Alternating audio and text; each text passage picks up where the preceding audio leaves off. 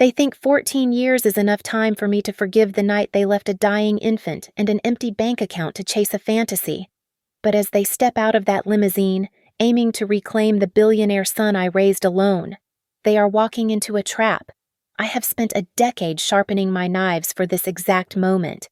Tonight's welcome party is not a celebration. It is the stage for their total destruction. My name is Elena, and as I stood in the center of my penthouse overlooking the sprawling, glittering skyline of Boston, I felt a calm that was almost terrifying. I reached out to adjust the silk tie around the neck of the young man standing before me. Leo, my son, stood still as a statue, his breathing steady and his eyes clear. At 18 years old, he was no longer the fragile infant gasping for air in a cold crib. The world now knew him as a prodigy, a tech genius who had just sold his first software application for $20 million, but to the two people currently ascending in the elevator, he was nothing more than a discarded asset that had suddenly matured into a gold mine. I smoothed the lapels of his navy suit.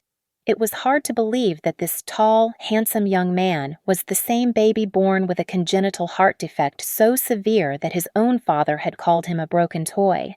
Julian had looked at his own flesh and blood and seen only medical bills and inconvenience. But I had seen a fighter. While Julian saw a liability, I saw a reason to breathe. My gaze shifted to the floor-to-ceiling window, down on the street. A sleek black vehicle had just pulled up to the curb. Even from this height, the occupants were unmistakable as they stepped out.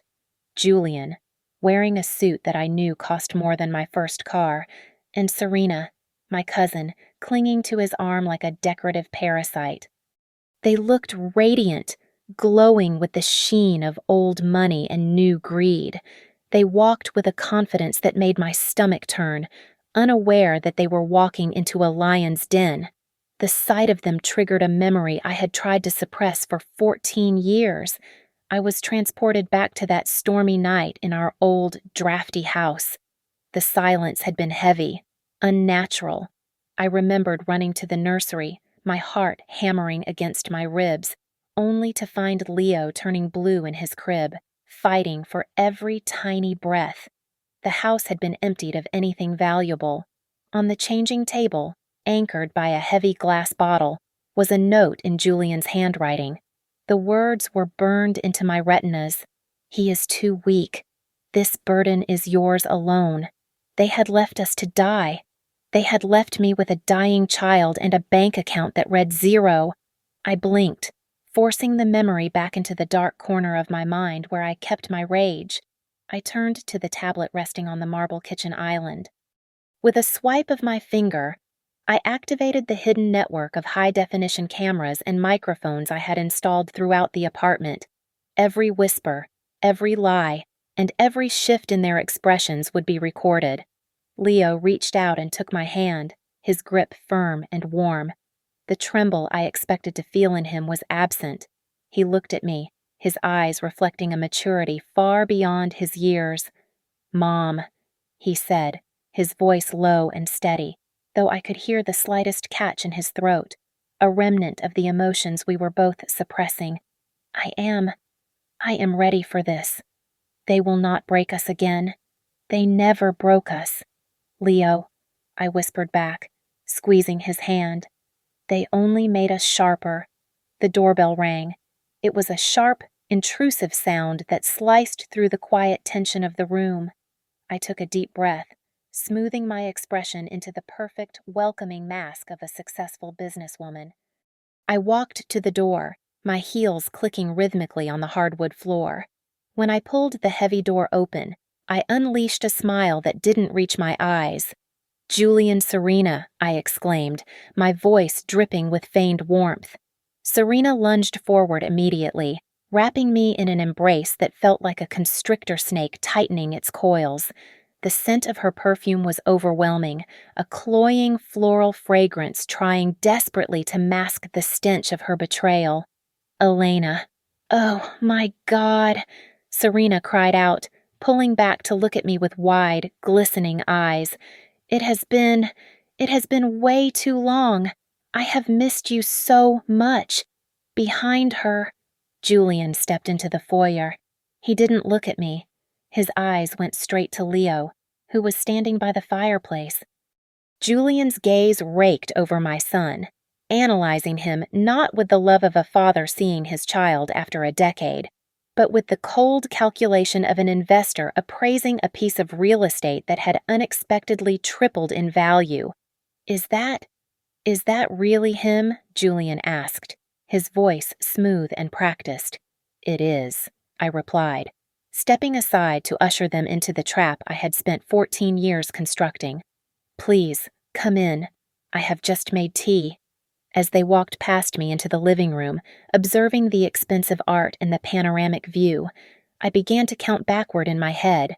The bomb was armed. It was only a matter of time before I pulled the pin. As I poured the Earl Grey tea into the delicate china cups, the steam rising from the pot seemed to carry me back to the darkest days of my life. The weeks following their disappearance were a blur of panic and humiliation. I remembered the relentless pounding on the front door, not by friends offering comfort, but by debt collectors demanding payments for loans Julian had secretly taken out in my name. I remembered standing at the grocery store checkout, my face burning with shame as my card was declined for a carton of milk, while Leo lay in the pediatric intensive care unit, his tiny, malformed heart fighting a battle he was losing. Julian had been the architect of that misery. He was the CEO of Vortex Holdings, a shell company built on smoke and mirrors that he used to stroke his fragile ego. To him, image was everything. Leo, with his tubes and monitors and congenital defects, was a stain on Julian's perfect genetic record. I could still hear the echo of his voice from the corridor of the hospital, cold and detached. He is broken. Elena, why are we pouring money into a bad investment? The boy is a flaw.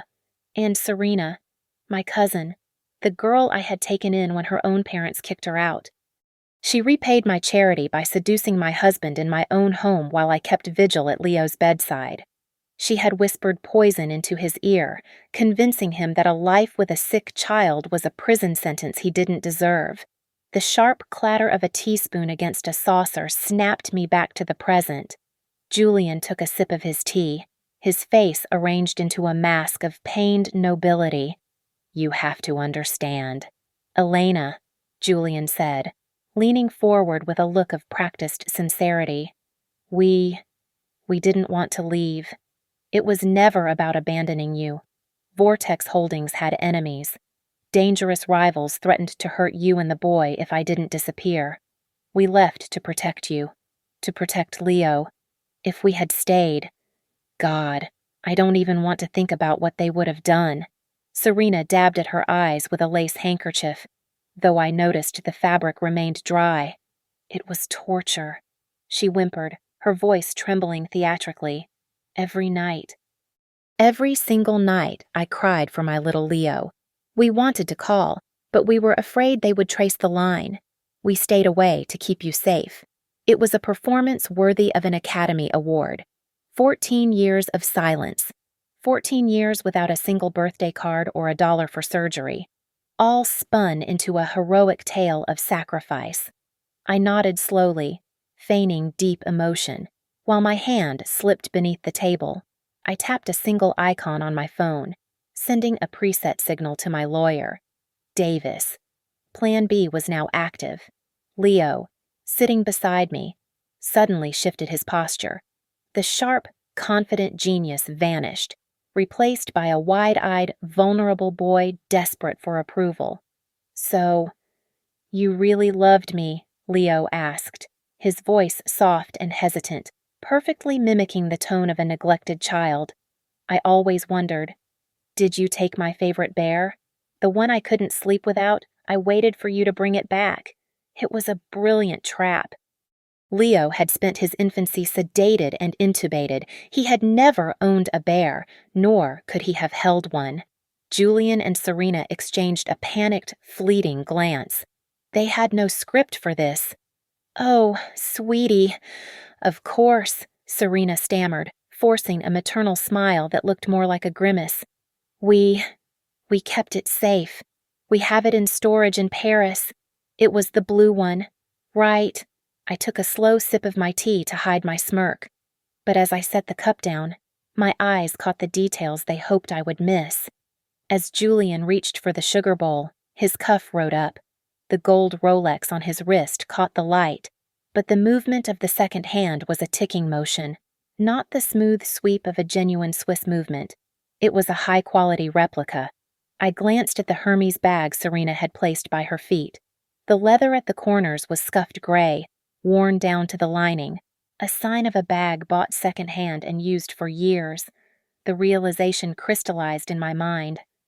They were not wealthy expatriates returning to bless us. They were broke. They were desperate. They hadn't come back for love or safety. They had heard the news. They knew that Julian's father had left a massive trust fund for his only grandson, and they knew Leo had just sold his tech company. They were vultures circling a carcass, unaware that the prey was still very much alive and ready to bite back. I should check on the dinner preparations, I said, rising gracefully from the velvet armchair. Please, make yourselves comfortable. I walked into the kitchen, the smile vanishing from my face the moment I crossed the threshold. I picked up my tablet, which had just pinged with a secure notification. The comprehensive report from my private investigator had arrived. I scrolled through the data, my eyes narrowing as the pathetic reality of their lives unraveled before me. The story about dangerous business rivals was a complete fabrication. For the last 14 years, Julian and Serena had been living a hedonistic nightmare across Europe, burning through cash on yachts they did not own and parties they could not afford. The financial forensic analysis showed a trail of devastation leading straight to the high-stakes tables of Las Vegas, where Julian had gambled away their last liquidity. But it was worse than just bad luck. The report highlighted a pending federal investigation. Julian was the director of a shell company called Skyline Ventures, which was currently being scrutinized for massive tax evasion and commercial fraud. He was not just broke, he was 1 foot in a prison cell. And Serena. The medical records obtained by my investigator painted a bleak picture. She had spent years trying to conceive a child with Julian, likely to secure her claim on whatever assets he had left. But every attempt had failed. Leo was not just a son to them anymore. He was their only lifeline, a human shield made of gold. I locked the tablet and composed myself. I walked back into the living room, carrying a tray of appetizers.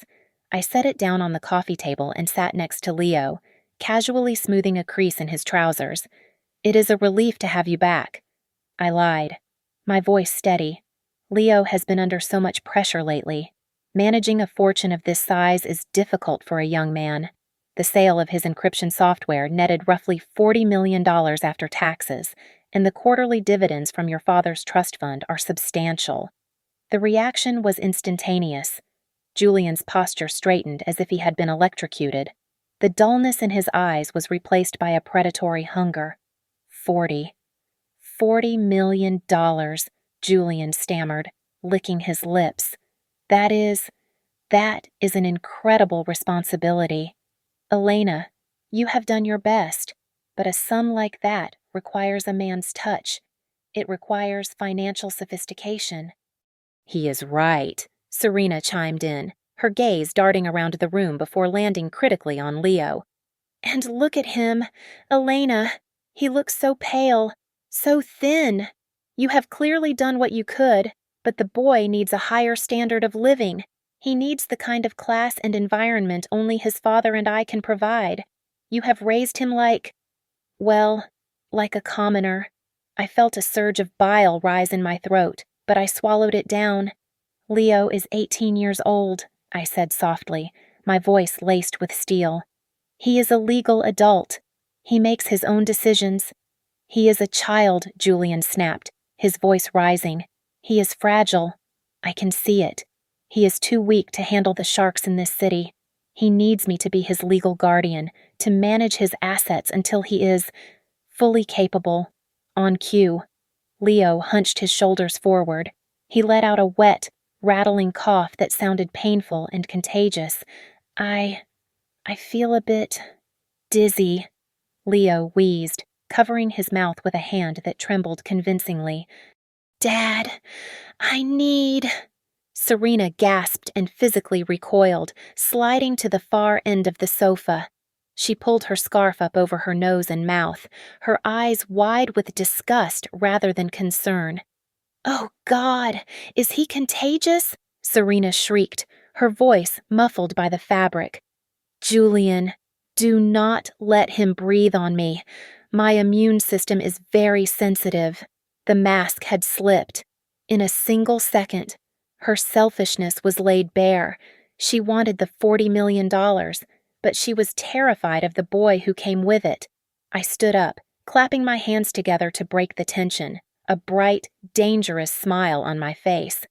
We have so much to catch up on, I declared enthusiastically, but we must do this properly. The elite of Boston have been asking about you for years. We should host a gala, a massive family reunion party this weekend at the St. Regis. We will announce your return to society and clarify Leo's future. Julian looked at Serena, then back at me. He saw a chance to reclaim his glory. I saw the perfect venue for his execution. That sounds magnificent, Julian said, leaning back with a smug grin. It is time the world knew the family is back together. Yes, I agreed, my eyes locking with his. It certainly is. The days leading up to the gala were a masterclass in suffocation. I had put Julian and Serena up in a suite at the Mandarin Oriental, putting the bill on my personal card, but they treated my penthouse as their primary residence.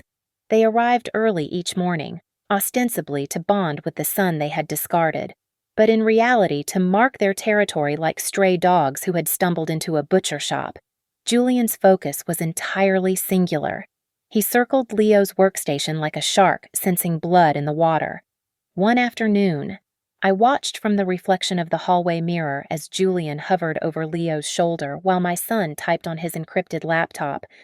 That is some impressive hardware. Son, Julian said, his voice trembling slightly with suppressed greed. You know, I have a bit of a head for these things myself. Maybe you could show me the access protocols for the trust accounts, just so I can, verify the security. Leo did not even look up. He typed a wrong password on purpose, letting Julian memorize the keystrokes. It is really complicated. Dad, Leo whispered, feigning exhaustion. I get so confused by the numbers sometimes. Later that night, Leo showed me the logs from his keylogger software. Julian had tried to log in 3 times while Leo was in the bathroom, entering the fake password with desperate clumsiness. We had him recorded on the webcam, sweat beading on his forehead as access denied flashed on the screen. Serena, meanwhile, was trying to mold Leo into a dress-up doll. She cornered him in the living room, holding up a magazine featuring Italian silk suits. You simply cannot wear those hoodies anymore. Darling, she cooed, her tone dripping with condescension. We need to go shopping. You need to look like a billionaire, not a sick person. We need to fix your image. Leo slumped into the couch, clutching his chest. I can't, he wheezed, his breath hitching perfectly, walking too much. It makes my heart. It hurts. Serena rolled her eyes when she thought he was not looking, but she backed off, unwilling to deal with a medical emergency that might ruin her manicure. While they were busy playing house, I slipped away to meet Davis, my attorney, in a quiet cafe. He slid a copy of Julian's father's will across the table. The clause was clear. Any beneficiary who had abandoned a lineal descendant for more than 1 year was automatically disinherited. He gets nothing, Davis confirmed. If we prove the abandonment, he loses his claim to the grandfather's trust, and with the evidence you have, he is finished. When I returned, Serena ambushed me in the kitchen. She was sipping my vintage wine, looking at me with faux sympathy. You look exhausted. Elena, she said, tilting her head, you have aged so much. Maybe it is time you rested. Let Julian handle the finances. You know how it is. Men are just better at the math. They have the head for business. I slumped my shoulders, playing the part of the beaten woman. Maybe you are right. I sighed, letting my voice crack. It has been so hard doing this alone. I am just so tired of fighting. The climax of the week came 2 days before the party. The concierge called up, panic in his voice. A man was in the lobby demanding to see Julian regarding a personal debt. I went down with Julian trailing behind me. When Julian saw the burly man in the leather jacket standing by the reception desk, he turned white. He literally hid behind a decorative pillar, shaking. Please. Julian hissed at me, grabbing my arm, his nails digging into my skin. Do not let him see me. He will kill me. I walked over to the man, wrote a check for $5,000 to buy Julian a week of safety, and sent the thug away. I made sure the lobby security cameras captured every second of Julian's cowardice. Back in the elevator, Julian was hyperventilating. I handed him a document. Sign this, I said calmly. It is an agreement for the gala. It guarantees your presence as the guest of honor. We can frame this incident as aggressive negotiation with a partner. We need investors. Julian, you have to be there to charm them. Terrified and believing I had just saved his life, he signed without reading the fine print. The night before the party, the apartment was finally quiet. Leo and I sat in the dark living room, the glow of the large monitor illuminating our faces. We cycled through the files, the audio recordings of Julian's greed, the video of Serena's disgust, the signed documents, and the bank statements. They have no idea, Leo said, his voice devoid of the stutter he used around them. No, I replied, staring at Julian's face frozen on the screen. They think they are the hunters. Tomorrow, they find out they are the prey. The ballroom at the St. Regis was being transformed into a stage for the most expensive farce Boston had ever seen. Crystal chandeliers hung like frozen tears above tables set with silver that cost more than most people earned in a year. I had spared no expense, not because I wanted to honor them, but because the higher the pedestal, the more satisfying the fall.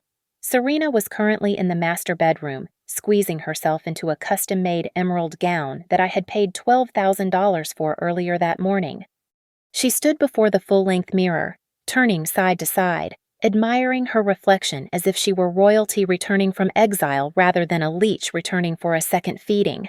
This is perfect, Serena breathed, running her hands over the silk. It is the least I deserve. Elena, after all those years of suffering in silence, I need to look my best for Leo. You look breathtaking, I said, my voice dripping with a sweetness that tasted like saccharine. In the hallway, Julian was pacing back and forth, rehearsing his speech. He was murmuring to himself, practicing the exact inflection of a heartbroken father. My absence was not an abandonment, Julian whispered to the wall, gesturing with a hand that now sported a rented gold ring. It was a shield, a wall I built to protect my fragile boy from the enemies who sought to destroy us. He paused, nodded to himself, and adjusted his collar. It was pathetic. It was grotesque. And it was going to be televised. I had personally curated the guest list. It included the usual suspects of Boston's high society, the people whose approval Julian craved like oxygen, but sprinkled among them were special guests he would not recognize until it was too late. I had invited the aggressive creditors he owed money to in Las Vegas, disguising them under the names of potential venture capitalists. I had also secured front-row seats for 3 investigative journalists who had been tracking his fraudulent shell companies. I walked into Leo's room. He was standing before the mirror, buttoning a Tom Ford suit that fit his broad shoulders perfectly. The reflection showed a young man of power and intellect, but tonight he would have to slouch, cough, and play the victim one last time. They are disgusting, Leo said quietly, fixing his cufflinks. Do I really have to hug him? Just for the cameras. I replied. A moment later, Serena knocked on the doorframe, leaning in with a conspiratorial whisper. "Elena, darling," she said, her eyes darting around. "I was thinking, with all these people coming, maybe we should secure the jewelry. Do you still have that wall safe in the study? I forgot the code." She was not worried about security. She was hunting. I smiled warmly. "Of course," I said. "It is 4820. But be careful. The handle is sticky." She thanked me and hurried off. I did not tell her that the safe was empty, save for a single dead spider. As I returned to my room to finish getting ready, the smart home system on my phone buzzed with an alert. It was an audio recording from the living room. Julian was on the phone. I pressed play, holding the device to my ear. "Yeah, it is in the bag." Julian's voice sneered through the speaker. "The bitch has no idea. She is eating up the prodigal father act.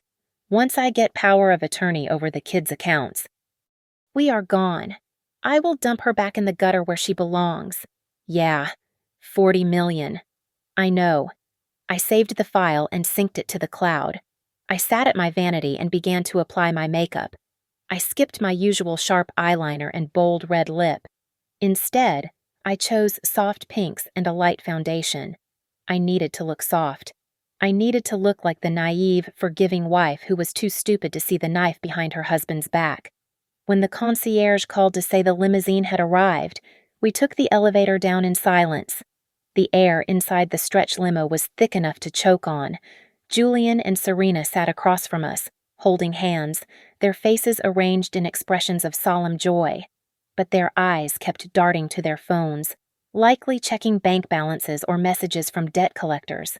"I am so nervous," Julian lied, placing a hand on his chest. "To finally tell our story. It will be a night to remember," I said, looking out the window as the city lights blurred past us. They had no idea that the limousine was not taking them to a coronation. It was a hearse taking them to their social funeral. The double doors swung open, and the light from the massive crystal chandeliers hit us like a physical force. The smooth notes of a saxophone floated through the air, struggling to compete with the sharp hiss of gossip that erupted the moment Julian and Serena stepped onto the plush carpet. They walked with their chins held high, clutching each other's hands, waving at people who had spent the last decade pitying me and despising them. They were so blinded by their own narcissism that they mistook the stunned silence of the room for reverence. I walked a few paces behind them, keeping my head slightly bowed, playing the role of the submissive, grateful ex-wife. Leo walked beside me, his posture straight and dignified. The room did not look at him with the skepticism they reserved for his father. They looked at him with genuine respect. He was the boy who had turned code into gold, the prodigy who had survived against all odds. Julian wasted no time. He spotted a group of venture capitalists near the bar and made a beeline for them, his hand extended like a politician on the campaign trail. "Gentlemen," Julian boomed, his voice too loud for the sophisticated setting. "Good to see you. I assume you have heard about the acquisition. My son. Well, the apple does not fall far from the tree. We are looking at significant expansion next quarter. I would love to discuss where your capital could fit into our new vision." I watched as the men exchanged uncomfortable glances, knowing Julian's reputation as a failure, but Julian was too drunk on his own fantasy to notice their hesitation. Meanwhile, Serena had cornered a group of wealthy socialites near the chocolate fountain. She was dabbing at her dry eyes, launching into the fiction she had rehearsed in front of the mirror earlier that day. It was absolute hell. Serena sighed, her voice trembling with practiced emotion. The specialists in Geneva said there was no hope, but I told Julian, I said we cannot give up on little Leo. We spent every dime we had on his treatments. That is why we stayed away. We could not let Elena see him in that state. It would have broken her heart. It took every ounce of self-control I possessed not to walk over there and pour my glass of Pinot Noir over her $12,000 dress. Instead, I stood by a marble pillar, swirling the red liquid in my glass, watching them dig their own graves with every lie they told.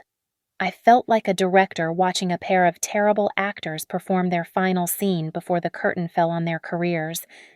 Margaret, an old friend who had brought me casseroles when I was too depressed to cook after they left 14 years ago, sidled up to me. She looked furious. "Elena," she whispered, clutching her clutch bag tightly. "How can you stand this, listening to her lies? Everyone knows they ran off to gamble in Monte Carlo. Why are you letting them do this?"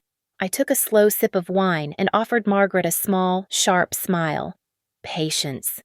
"Margaret," I said softly, "the show has not started yet. Everything will be clear tonight." Across the room, a photographer from the Boston Globe raised his camera. Julian saw the lens and practically lunged at Leo, wrapping a heavy arm around my son's shoulders. "Smile, son," Julian hissed through his teeth, grinning maniacally for the flash. Look like you love your dad." Leo stiffened. I saw the flash of revulsion in his eyes. He did not cause a scene, but with a movement as fluid as water, he shrugged his shoulder, forcing Julian's arm to slide off. It was a subtle rejection, but to anyone paying attention, it was a scream. Suddenly, the music faded. The master of ceremonies, a man I had hired specifically for his booming baritone and strict adherence to my script, tapped the microphone. "Ladies and gentlemen," the voice echoed through the hall. "May I have your attention for the highlight of our evening? Please welcome Mr. Julian Vance for a special address regarding the family reunion." Julian straightened his tie. He looked at me with a smirk that said he had won. Then he looked at the crowd. He pumped his fist slightly, a gesture of arrogant victory, and began his ascent to the stage. He thought he was walking up to claim his kingdom. He did not know he was walking toward the guillotine. Julian gripped the sides of the podium with the confidence of a man who believed his own mythology. The spotlight hit him, casting a halo around his meticulously styled hair. He lowered his voice to a somber, gravelly register, the kind used by politicians during national tragedies, and leaned into the microphone. "My friends." Julian began, pausing for effect. "It has been 14 long years. 14 years of exile. 14 years of unmanageable pain. But I bore it. I bore it all for the safety of my boy." He looked out at the crowd, his eyes glistening with artificial tears. "You see, when Leo was born, he was so fragile. And Elena." He paused again, looking down at me with a sad, pitying smile. "My dear Elena was overwhelmed. She simply could not handle the financial and emotional burden. I knew that if I stayed, we would all drown. So I made the hardest choice a father can make. I left. I went to Europe to work myself to the bone, sending every spare dollar back home to ensure Leo got the best care, even if I could not be there to hold his hand. To my left, Serena stood just outside the circle of the spotlight, clutching a tissue. She dabbed at her perfectly dry eyes, nodding along as if she were the unsung hero of this tragedy. She looked like a caricature of a grieving mother, despite having never changed a diaper or comforted a crying child in her life. I missed his first steps. Julian continued, his voice cracking theatrically. I missed his first words. But I knew my sacrifice was keeping him alive. The room was deadly silent. It was not the silence of awe. It was the silence of confusion and discomfort. I saw old business partners exchanging skeptical glances. They knew Julian. They knew he was allergic to hard work. But Julian, blinded by the glare of the lights and his own ego, mistook the silence for rapt attention. But now, Julian's voice boomed, shifting from sorrow to triumph. Now, the family is whole again, and to ensure my son's future is secure, I am proud to announce the immediate formation of the Julian and Leo Family Trust. As the managing director, I will personally guide my son.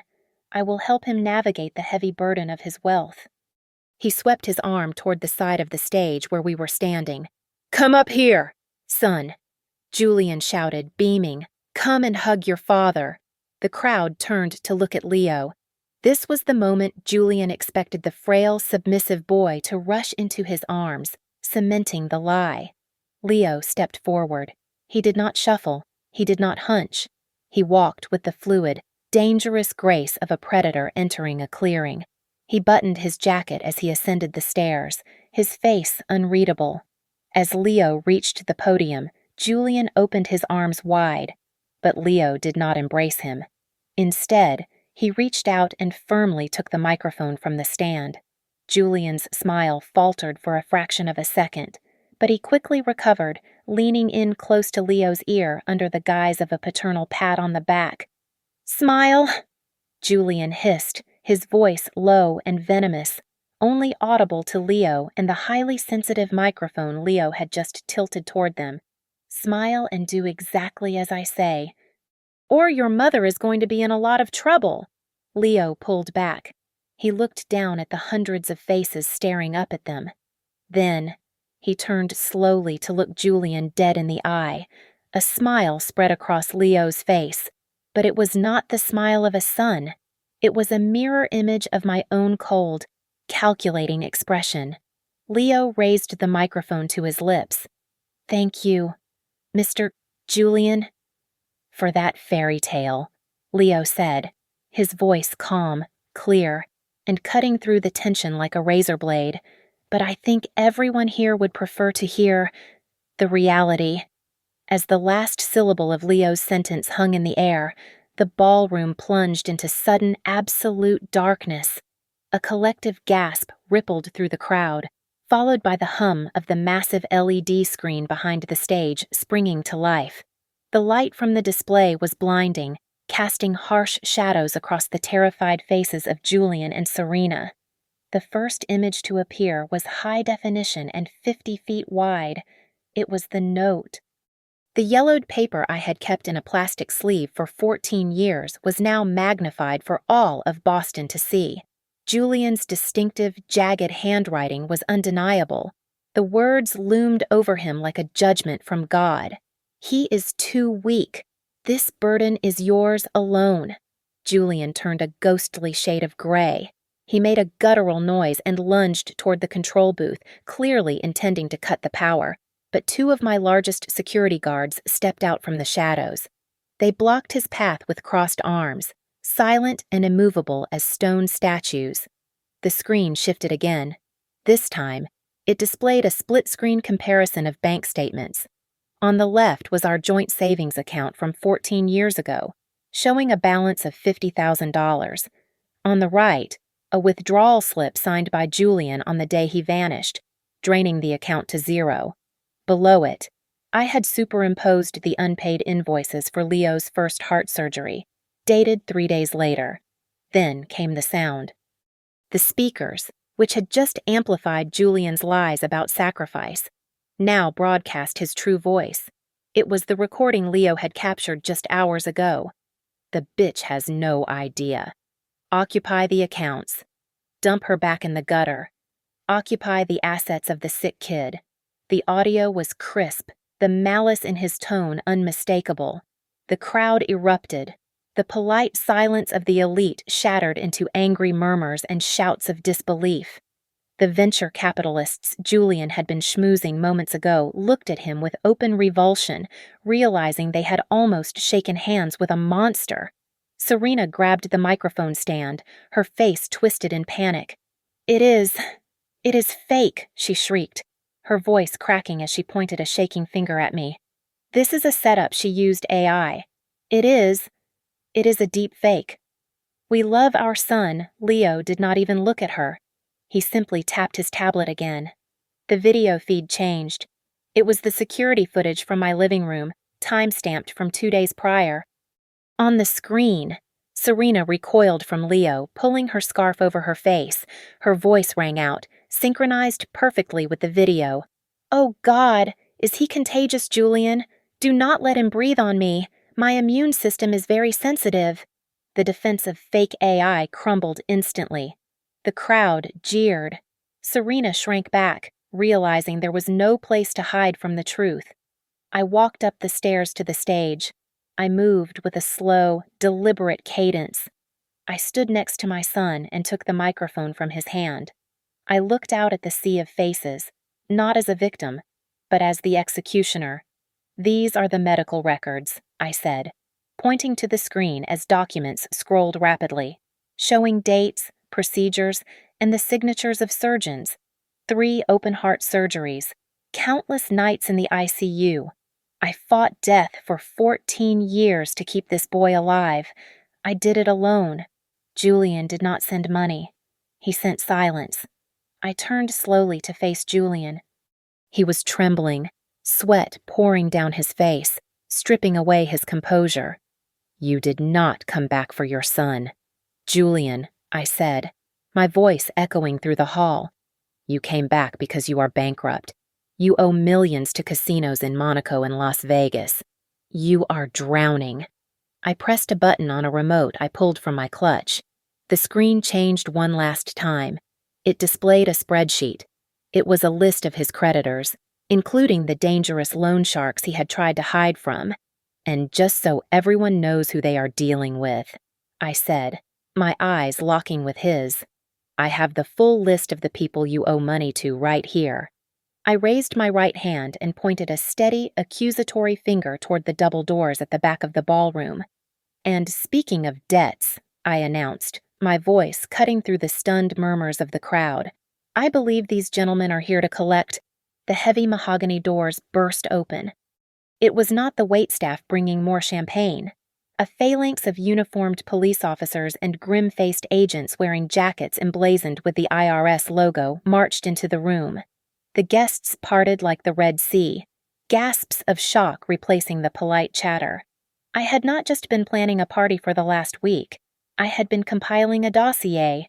Every fraudulent invoice from Skyline Ventures, every evaded tax payment, and every illicit transfer had been packaged and mailed to the district attorney 7 days ago. Julian looked at the approaching officers, and the color drained from his face until he looked like a walking corpse. Panic overrode his dignity. He actually tried to bolt, scrambling toward the stage exit like a trapped rat. But he was not fast enough. 2 officers tackled him before he could even reach the stairs. The metallic click of handcuffs locking around his wrists echoed through the microphone he had dropped. Cameras flashed relentlessly, capturing his humiliation in high definition. Serena saw the ship sinking and immediately tried to push Julian off to save herself. She fell to her knees, sobbing loudly, her mascara running in black streaks down her face. "It was him," Serena wailed, clutching her chest theatrically. "He forced me. I did not know anything about the money. I am a victim here. He tricked me." I shook my head, clicking the remote one more time. A document appeared on the massive screen behind us. It was a loan application for a shell company, signed clearly by Serena. "Save your tears for the judge." "Serena," I said coldly, looking down at her, "your signature is on the incorporation papers for the fraudulent companies. You were not a victim. You were the co-pilot." Leo stepped forward, looking down at the woman who was currently groveling on the floor near his shoes. His expression was not angry. It was indifferent, which was far more devastating. You are not my mother," Leo said, his voice steady and devoid of the stutter he had faked for days. "My mother is the woman who did not sleep for 14 years to watch my chest rise and fall. You are just a stranger." Julian was being hauled to his feet by the officers. He twisted his body, looking back at me, his eyes bulging with hate. "You witch," he screamed, spit flying from his mouth as he struggled against the restraints. "You ruined everything. You are evil. I will kill you." His screaming only made him look more pathetic. Around the room, I saw the glow of hundreds of phone screens. The elite of Boston were not helping him. They were live-streaming his demise. The hashtags were probably trending already. Davis, my lawyer, stepped out from the wings of the stage. He held a leather portfolio and walked up to Julian, who was still thrashing against the officers. "Mr. Vance," Davis said calmly, raising his voice so the front row could hear. "Per the terms of your father's will, any beneficiary convicted of a felony or proven to have abandoned their lineal descendants is immediately disqualified. You are officially disinherited. You leave this room with nothing but the suit on your back." An officer hauled Serena to her feet. She struggled, kicking and screaming like a toddler denied a toy. As they dragged her away, the hem of her custom-made emerald gown caught on the sharp metal edge of a speaker stand. There was a loud, ripping sound.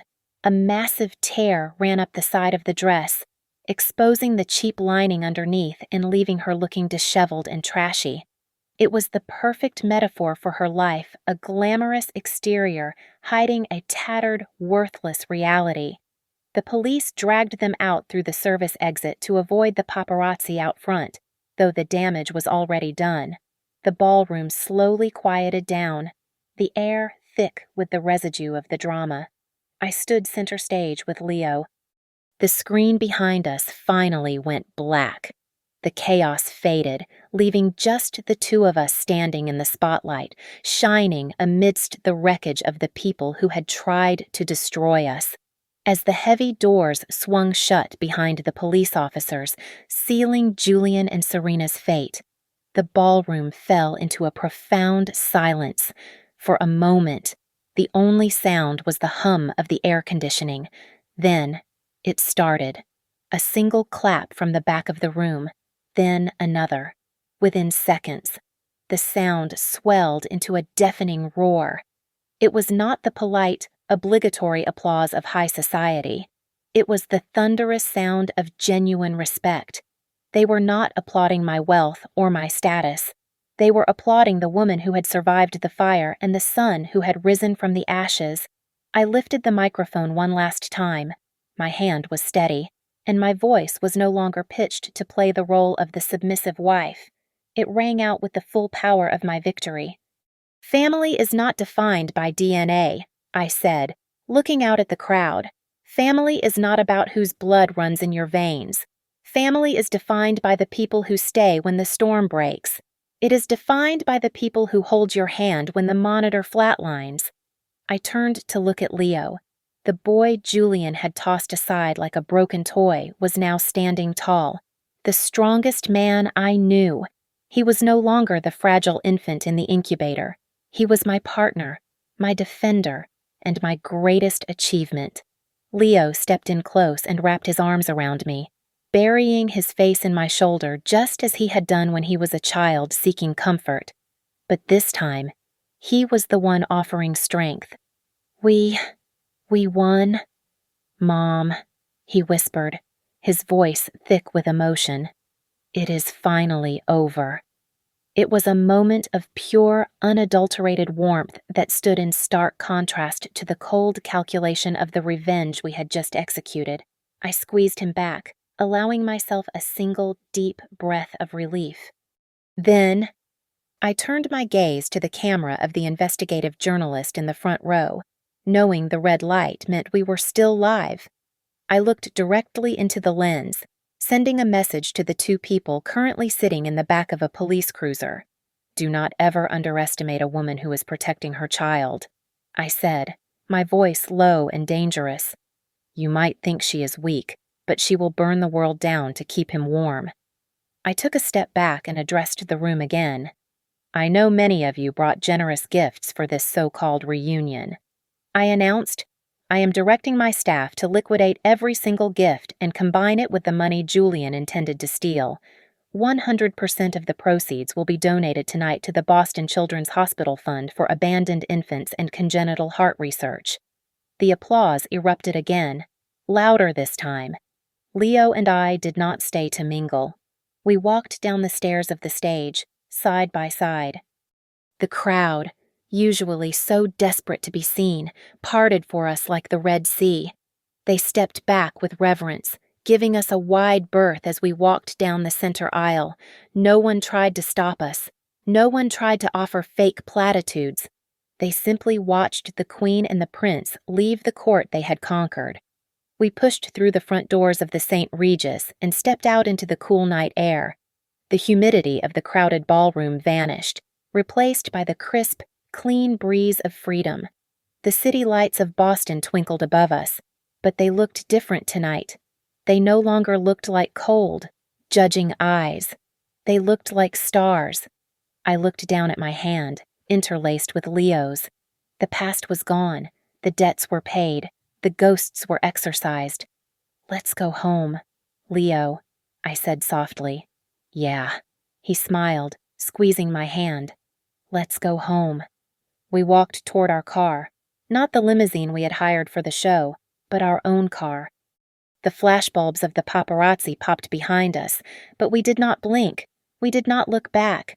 We walked forward into the darkness, but it did not matter because for the first time in 14 years, we were the light. Thank you so much for listening to this story. I would love to hear where you are tuning in from, so please leave a comment below and share your thoughts on Elena's revenge. If you enjoyed this story, please subscribe to the Lily Revenge Stories channel, like the video, and hit that hype button to help this story reach even more people.